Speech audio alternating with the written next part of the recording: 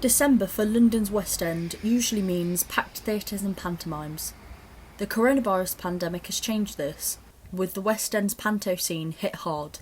We're only going to see 1 in 4 pantos take to the stage that would usually, so it's a huge reduction. Simon explains how this year's productions are going to be different. Homes of panto in London, Hackney Empire, Lyric Hammersmith, Greenwich Theatre, Theatre Royal Stratford East, decided very early on that they wouldn't be able to financially sustain reduced capacity or present the show.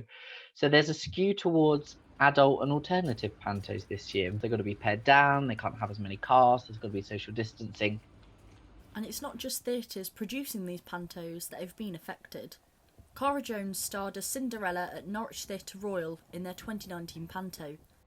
She says that performers have been left behind by the government. When we got told to retrain and things like that, obviously it wasn't meant in a just go get another job, like you're never going to do it wasn't meant like that, but it was so hurtful because our industry isn't taken seriously anyway.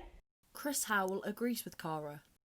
To hear that the industry that we work in is not viable, it's a really difficult thing to hear, and certainly not an opinion that I agree with.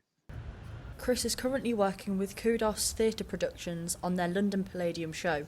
He explains why panto is so important for this time of year.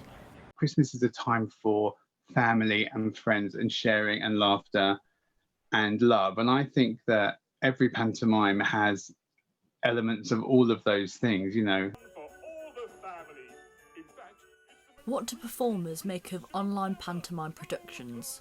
Theatre is an experience. It's not just sitting down and watching.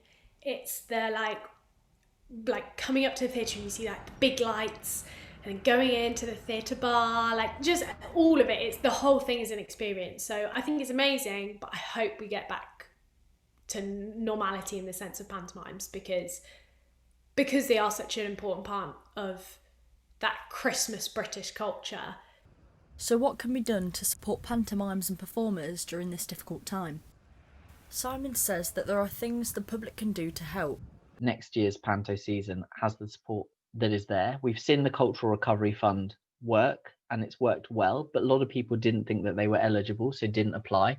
There's also support that the general public can do. Book your tickets for next season now.